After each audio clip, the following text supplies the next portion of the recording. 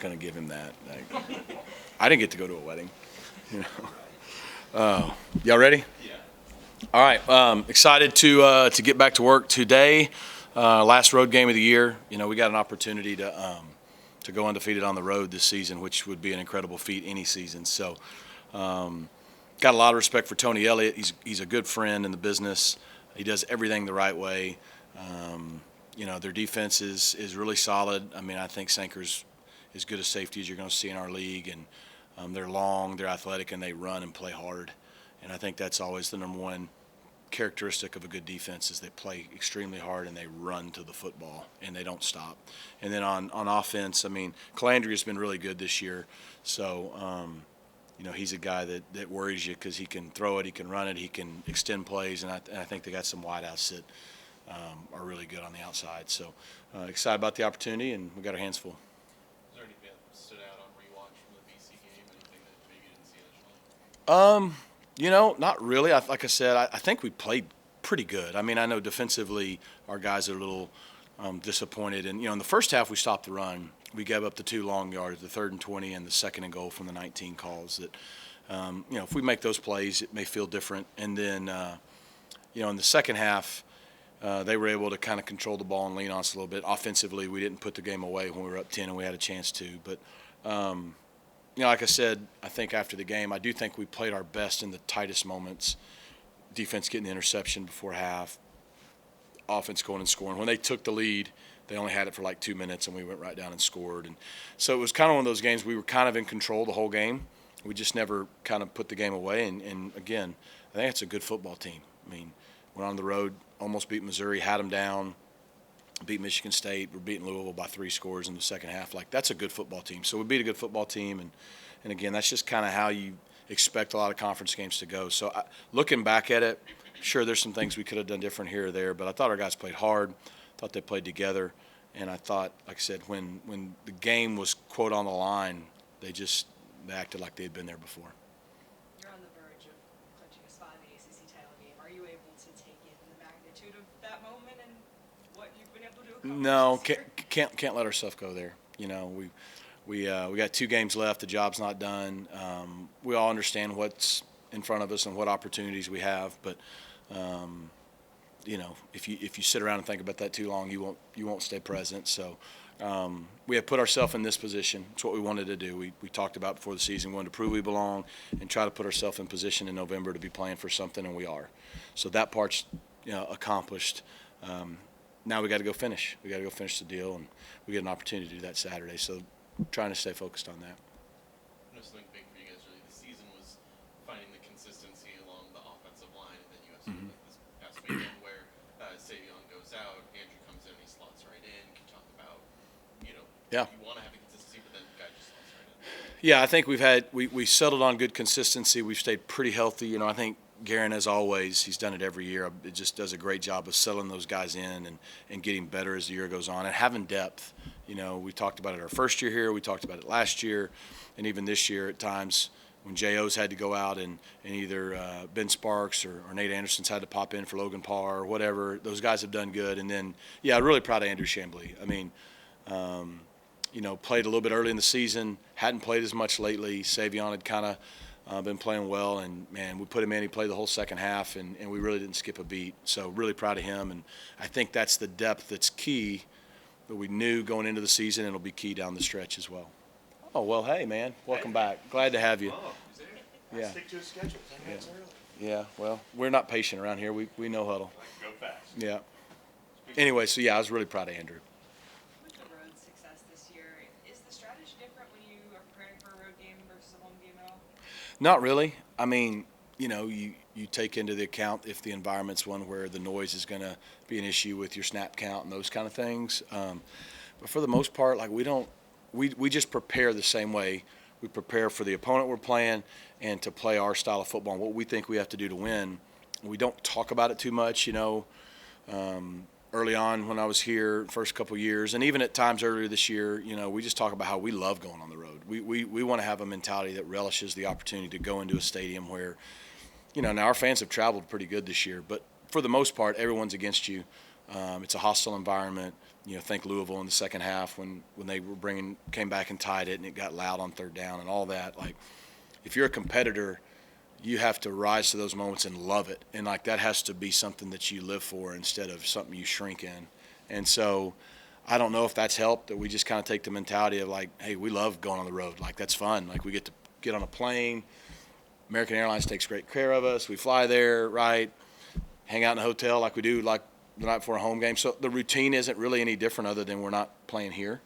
Now, don't get it wrong. Our guys like playing at home. But, we haven't made too big a deal about it other than we enjoy it and we relish it, and they've bought into it. Speaking of tempo, you have kind of the ability to go fast at Yep. times and slow down a little bit. Against BC, it seemed like there were moments where you wanted to slow down. How important is that to be able to recognize that in key moments to Yeah. give the defense a little rest and also possess the ball? It's hard. It's an in-between deal. The game was never out of reach. So even though we were controlling the game, we needed to go score. And, a couple times we just failed to finish that late. That could have maybe kind of put a little breathing room there for us. But, yeah, especially when you get a lead or if potentially the defense has been on the field a lot, the fact that BC wasn't tempoing, they had a high time of possession on us, but they didn't have a lot higher play count. They had a higher play count. But so it wasn't an issue, I don't think, the other night. When we did get up 10, that's where it's tough because you're like, man, we need to go score. We also need to burn a little clock. We slowed down a little bit, burns clock. We didn't convert. So having the ability to do it's key. I think we do like to play fast. We got to do a better job of when we're not playing fast, either because we can't or don't need to, that we can keep executing. And we've done it pretty well this year, but we didn't do it as good the other night in the fourth quarter as we need to. Kevin's ability to extend plays, get out of pocket, and he threw some pretty incredible passes, I felt like, on those kind of scramble drills. He's made it that one sack. How have you seen that develop with him getting stronger and just being able to make all those types of throws on the run? Yeah, I think it's just a lot of confidence. That's what he brings. The first one was the second drive. I think we run a bootleg. The end runs up the field. He dips under him and throws the ball. I can't remember if it was Keyshawn or Moochie. Just a great throw. And then a few plays later, or a drive later on that third down, he evades a sack of one of the best pass rushers in our league and throws a dart to Moochie. Obviously that's the stuff he does really well that frustrates the defense and helps make us a little more dynamic. So I think it's a great skill set of his, and you've seen the last 2 weeks him get back to doing that at a high level, also valuing the ball and still making plays. So, and I think you think about it, when he gets one more off season in the weight room, I think he's going to really fill out even more. And so, but yeah, he's tough. He's hard to bring down. He has a great feel for the pocket and a great awareness for where it is on the field. And I think, aside from the obvious things like you got to be able to throw the ball and all that, I think awareness is one of the best intangible traits a quarterback can have, and he's got it. Semifinalist for the Davey O'Brien Award. Is he still just a little bit slept on though nationally? Coach Saban talks about him every week, so it's making it hard for him to be slept on. You know what I mean? So far, I've been really proud of him. I think Kevin doesn't take himself too seriously as a person. Like, he's one of the guys. He's a teammate. He doesn't act like, well, I'm the star quarterback. No, he's one of the guys. They love him for it. He just goes out and plays almost for love of the game. I think that's what helps him when things are really good, stay fairly even, and when things are rough, hang in there. It's just a great kind of calmness he has about him. Now, don't get it wrong, he's very confident in himself, but in a very humble way, which is the best way.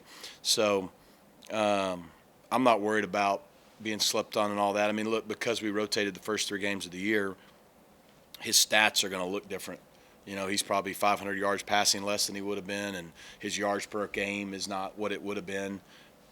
He doesn't care about that. I don't care about that. I think he cares about winning, and he's obviously helping us do that at a high level. Do you think, though, Rhett, that he might be slept on, at least in the Heisman discussion, because of where this team is at?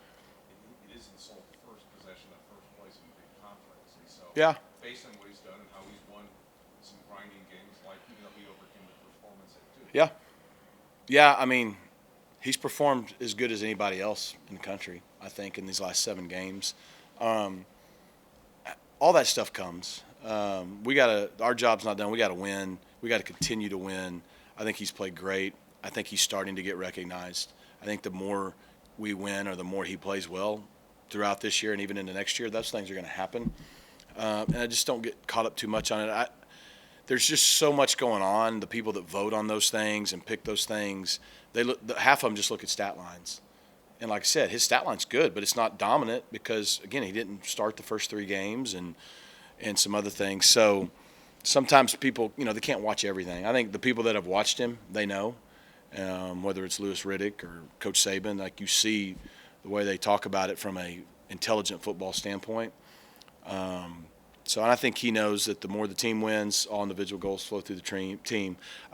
I wouldn't trade him for anybody out there, including those guys they got in the top 5 for the Heisman. So tells you what I think. You mentioned Anthony Calandria before.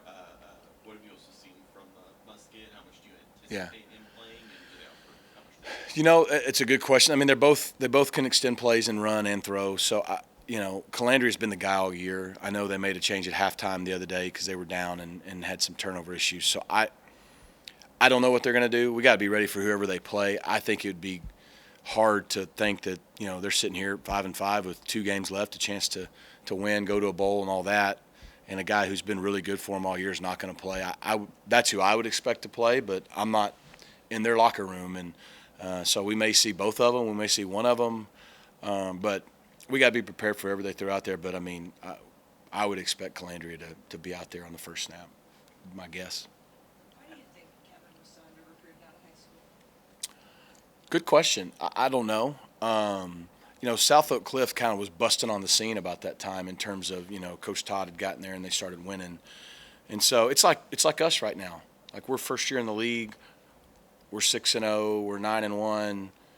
And it doesn't matter because if we don't keep winning, nobody cares. But, it's not like people just it's like, oh, you're the new guy, but you weren't really thought of on the front end, so it's easy to think about what you thought was going to happen. I think, nowadays, too, with quarterback recruiting, everything is so sped up that a lot of guys are getting offered sophomore and junior year and committing then. And, Kevin really started playing well junior into senior year. And so sometimes it's not even anybody's fault. We're in the state of Texas. There's a lot of options. There's guys right now popping up that are committing places that none of us really were high on a year ago, and now they're really good players, and a lot of people are full. And so it's just recruiting's not an exact science. So I don't know. He's gotten bigger here. He wasn't the biggest, tallest guy, and but I know this. I'd gotten the job for 10 days and went and watched him play, and he stood out. You couldn't miss him, just like I think people that are starting to watch him play now in college, if they do watch him, they go, whoa.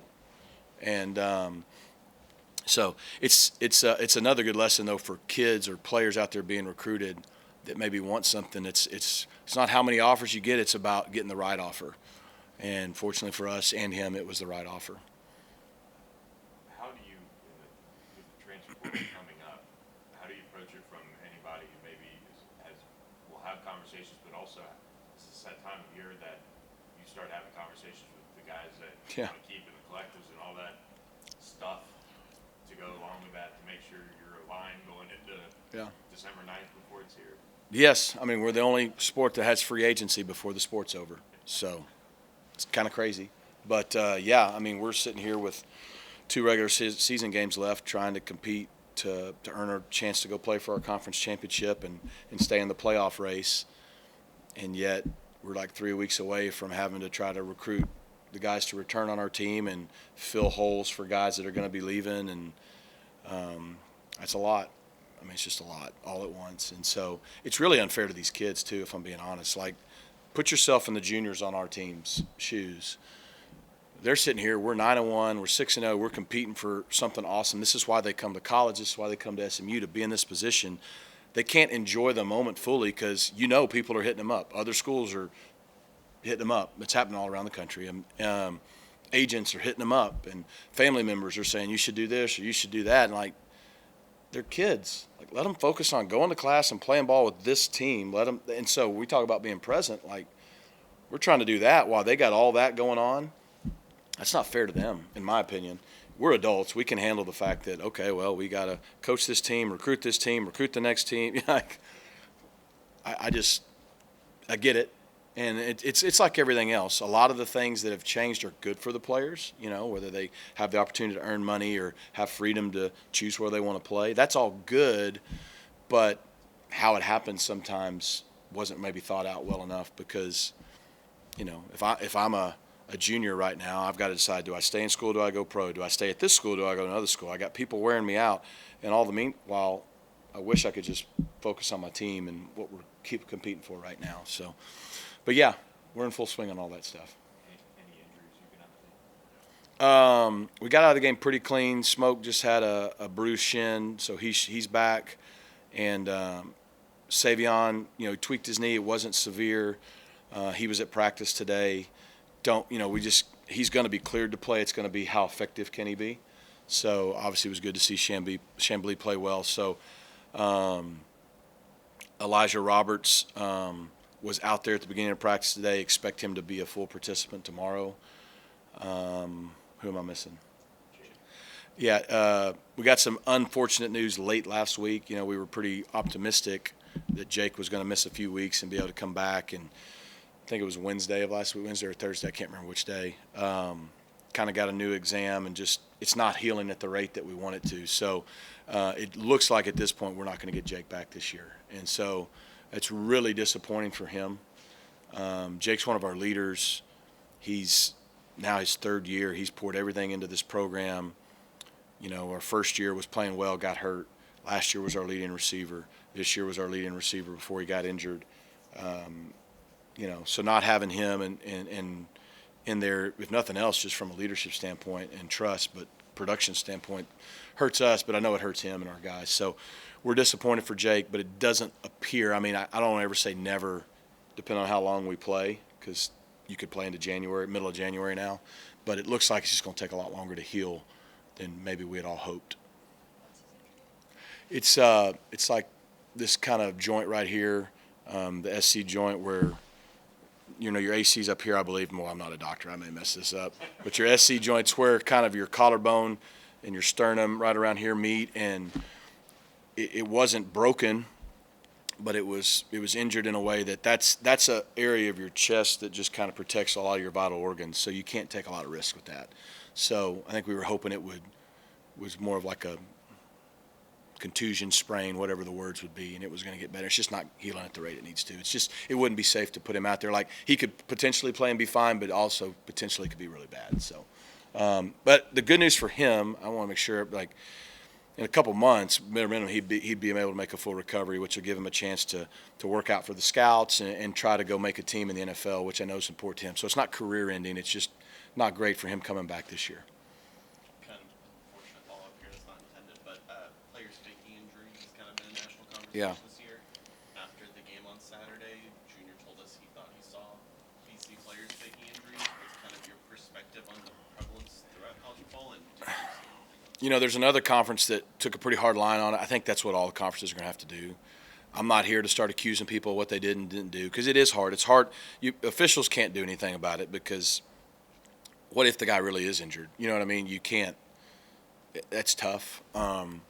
And to me, it comes back to, the 3 injuries the other day. It just so happened to be after we had an explosive play and we're going fast. So maybe the guy just got hurt then, or maybe it was strategic. I didn't make that decision. So, Junior said what he thought, because that's what it probably felt like to him. I think it comes back to an integrity deal, man. Like, we're all ball coaches. We want to win. It's hard to make a rule that solves that. I don't think it's fair. I've heard people say, hey, if a guy goes down for an injury and they stop play, he should not be able to go back in that drive, or he should have to sit this. I don't think that's fair, because a guy may really get his bell rung. We want him to stay down and be safe, and he may be the starting quarterback, and 2 plays later he can come back in the game. I've never seen anybody fake an injury with the starting quarterback. So, like, I'd hate for us to make a knee-jerk reaction to solve a problem that creates another problem, which we do often. I just think it comes down to a league took a hard line and basically put it on the coaches to have integrity. And, like, if it's in question, you're going to get dinged pretty good. Again, I don't know if they were really hurt or not the other day. I'm not judging that. I know we don't do that. And and sometimes, too, it gets weird, because a kid may be, like, halfway injured and he's kind of trying to get off the field, and it's better if he just goes down. Like, so it's just so much gray area. But it is an issue. I think it's more of an integrity of the game issue than a operation of the game issue. You talked about your team being as physical game in and game out. That's kind of your